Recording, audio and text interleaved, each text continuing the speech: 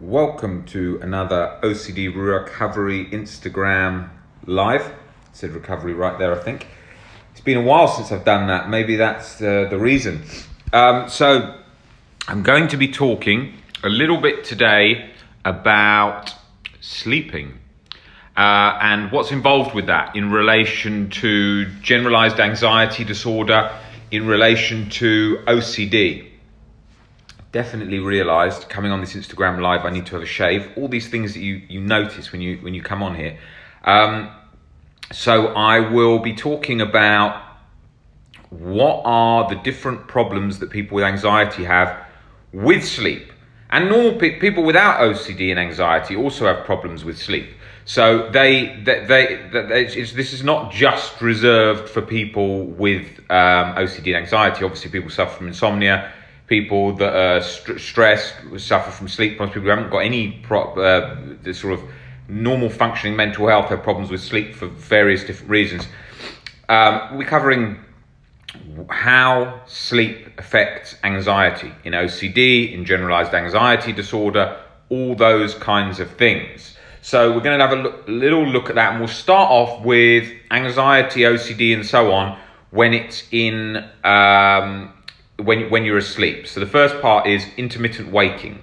So that can be waking up every hour throughout the night. I used to get that a lot, where I'd just be constantly waking up and then falling back to sleep, or waking up for a few seconds, then back to sleep. So much. So that's sort of like you can go between the deep sleep, the deep REM sleep, but often it keeps pulling you out of it, so you feel sort of unrested. That's one. Two is the early rising, early awakening, where you sleep through the night and then you suddenly wake up at, like, say, 6.5 hours sleep, suddenly alert and can't go back to sleep. So you're always feeling drained in the day. That's the next one. Then you've got the inability to fall asleep, the sort of insomnia, where you can't fall asleep. That's another one. All of these I had. And what actually happens there is sleep cycle is as simplistic as this. But unfortunately, most people who work with sleep disorders don't understand this, unfortunately, as you can see by the amount of information that's out there about sleep that's incorrect. The thing is this: the only thing keeping anxiety and you not being able to sleep going is your fear of not being able to sleep, okay? That's the driver, right? And it's very subtle. You might not notice it, and it might just be keeping you awake, because you've got that belief in there. That's how it works. Now, online, the problem's this.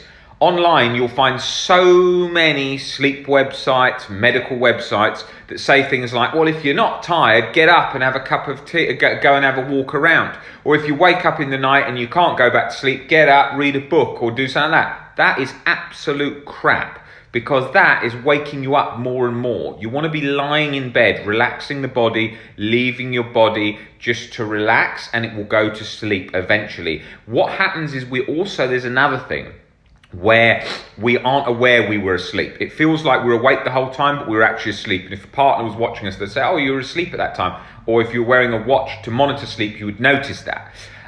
So that would happen. I do not encourage wearing watches to monitor sleep. I use them in certain instances for sleep disorders, but I do not use them in the majority of cases, because otherwise people get obsessed with tracking them for good health. And the reason so many people today aren't having good sleep is, one, because of their work commitments, and two, because they're buying the bloody Fitbits and monitoring their sleep and wanting this sort of perfect balance in life. They're chasing sleep, and what happens when you chase it? It pulls away. So that's very much the case. So sleep is, if you're trying to chase it, it's going to pull away. If you try and control it, it's going to pull away. So it's about learning to not care if you do sleep enough. Like me, if I slept 5 or 6 hours a night and I was drained, I wouldn't be too concerned. I'd be like, well, I'll be a bit drowsy, but I mean, so what? People live on that for 20, 30 years. I mean, Napoleon was sleeping on his horse, getting up, waking up on and off all the time. Albert Ellis used to sleep 3 to 4 hours. However, Albert Ellis probably did have that gene that allowed him to sleep less, as did Margaret Thatcher, as did quite a few old US politicians and so on. There's many people that have that gene, so their brain doesn't need that amount of sleep they've found now. However, in the most cases, that's not the case for us. But usually, even on a few hours less sleep a day, not usually, but reality is you ain't going to die. You're going to feel drowsy. You still get things done. And a lot of it is our anxiety about the symptoms being worse than they are and feeling so bad. It keeps the whole cycle going. I'm about to sneeze. That's why I was doing that. What you've got is a situation where those are sort of the kind of sleep things that are going on. Fear of it. Once I fully accepted it and I was like, do you know what, fuck it, even if I'm tired, I'm drowsy, I'm still going to live, I'm still going to carry on with my life as it is. Do you know what, that's it, that's how I am, that's the way I'm going to be living now. As if I had a new disease or something, I'm just going to live my life like that. So that was what happened. Right. Next thing. We then have various other sleep-related situations. With generalized anxiety disorder, separate disorder I was suffering from at the time, I would have non-restful sleep. So I would wake up just like tired, drowsy, unrefreshed every day. Okay, and that's because the sleep just wasn't in the brain. There was this massive sort of anxiety going on, this war in my head. And so it just wasn't obviously taking in the things it needs in the sleeping process. And so it just wasn't absorbing that. So I used to wake up very tired. And I'd normally, to get back to a balance enough, I'd need another mini sleep in the afternoon. So then I'd have another mini sleep. But because I was suffering from tinnitus at the time, and one of the things with tinnitus, it goes so loud after you've just had a nap. So then I was thinking I want to avoid that. So I was drowsy and there's all these different things going on at the time. So it was very much a case of non-restful sleep. I just had to get the attitude of screw it, I'm going to work out, I'm going to do everything still. But I was scared of that. I was thinking like, well, if I'm drowsy, what happens if I fall over? What if my heart rate my heart gets unhealthy because I'm so tired and then I'm working out on it and so on and so on. So it's becoming less active. So that's can be another problem. Then you have nightmares, fear for constant nightmares for months and months at a time. Very vivid, where I felt like I was like literally stabbing or killing someone. I felt so real. I used to wake up and think, Jesus, what the hell has just happened there? That was another. Be very scared of that, and then that would trigger harm OCD and so on. It would latch to that, feel like I did it and it was real. Then you've got that. Then you've got waking up bed drenched in sweat, having to change the clothes and sheets 3-4 times a night because it was so drenched. That was another sleep problem. Waking up with a racing heartbeat that felt like a machine gun going off, thought I was going to die. That was another problem. Falling asleep and thinking I couldn't breathe and was about to die if I fell asleep. That was another problem. What other ones? What other ones did I have? Sleeping too long. Sleeping for like 10, 11 hours. And oversleeping by way more, so the whole sleep pattern was completely off. So trying to regain a balance with that. So it was important to regain a sort of a good healthy sleep structure, but not to be too obsessed about if I didn't get the sleep. If I was drowsy, so what? I still got everything done. Once I cared less, then it obviously came back. And I used to get myself in a state where I would be like, oh, if only I hadn't had anxiety, how am I ever going to sleep? Because when I was really highly anxious, I found it harder to sleep. But I could always sleep. You always drop off, even when I was in the midst of harm OCD and my heart was pounding away, you still drop off. Usually, very rarely do I see cases where people need sleep meds to make it through the night, even if they are the most anxious ever. It's only because of their fear of not being able to sleep and not having relaxed the body enough to allow the sleep to happen. And most top sleep clinics, which I was at, suggested that you don't need, most of the time their goal was getting people off those. I mean, they can add huge complications. Okay, in certain cases they are needed, but usually not. I mean, I've met people 20 years insomnia, people who are working in the military, police and so on, that were working all through the night. And then got addicted to taking sleep meds, and their whole sleep pattern was thrown off and became a nightmare for them because of all the other problems that can lead to. I remember taking a sleep tablet once and just feeling so drowsy, and that wasn't even to do with sleep at the time. It was to do with a headache I had that was very bad, which was obviously anxiety caused, and I asked for some headache medication, which they gave me that. And I decided on that day, after that experience, I didn't want to take any meds. I never took any meds. Not saying that that's advisable. It changes so many people's lives taking meds, and it's great for them. But in that instance, I decided I'm not going to take meds because I want to try and just leave the body to do it naturally. and that's what I did. But there's no judgment on that. For some people, it's been a game changer. I see people where meds have been an absolute game changer. So obviously behind meds completely in a lot of instances. Now, back to the sleep situation. I think that sleep is becoming a problem for people working loads. If I work loads, and I do work very, very long hours, sometimes I'm going to bed at 2:00 in the morning and starting work after 7 to 8 hours sleep and straight into work. That's not the best. It's not the healthiest. Sometimes I do that.